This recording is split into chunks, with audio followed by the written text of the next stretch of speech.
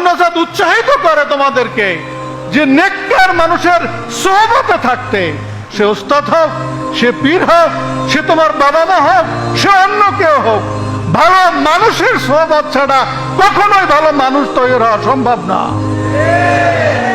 আল্লাহ রসুলের সাহাবীরা তারা কোন ইউনিভার্সিটিতে পড়ে নাই, ব্যারিস্টার সিদ্দিকুর রহমান খানের মতো লন্ডনে যাইয়া তারা বারের ল তারা কিন্তু করে নাই।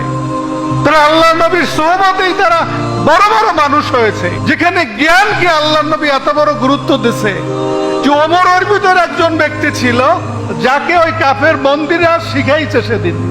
সেই ওমর পরবর্তীতে কি অর্ধ জাহানের খলিফা হয়েছে। ওমরের শাসন সংস্কার গোটা দুনিয়া স্বীকার করে যে তার মতো শাসন সংস্কার পৃথিবীতে আজ পর্যন্ত কেউ করতে পারে নাই। এই ওমরের এই জ্ঞান, এই মেধা আসলো কোত্থেকে? আসছে রাসূলুল্লাহ সাল্লাল্লাহু আলাইহি ওয়াসাল্লামের সোহবত থেকে।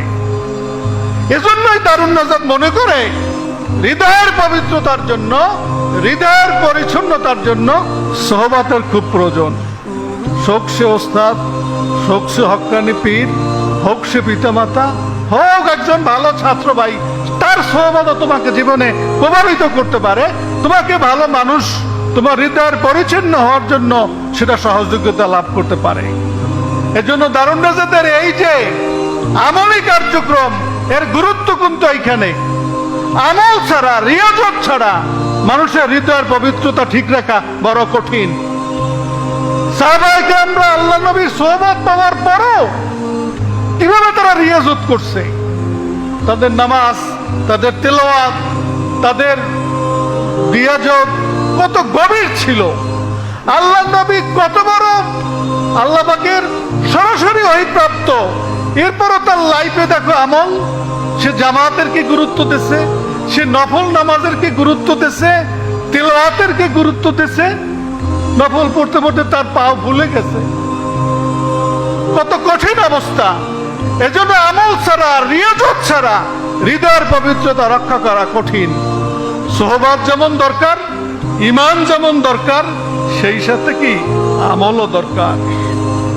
একজন সাহাবী পৃথিবীতে তুমি পাবা না যে সাহাবী দাড়ি কাটছে, একজন সাহাবী পাবা না যে নামাজ তরক করছে, একজন সাহাবী পাবা না যে আল্লাহ নবীর সাথে কেউ বেয়াদবি করছে।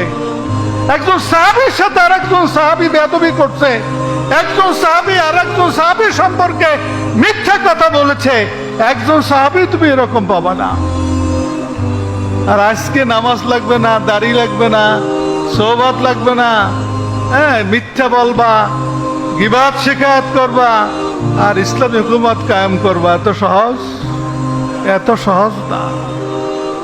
হৃদয় বড় জিনিস, হৃদয়ের পবিত্রতা বড় জিনিস। বিষয়টা তোমরা খেয়াল করবা।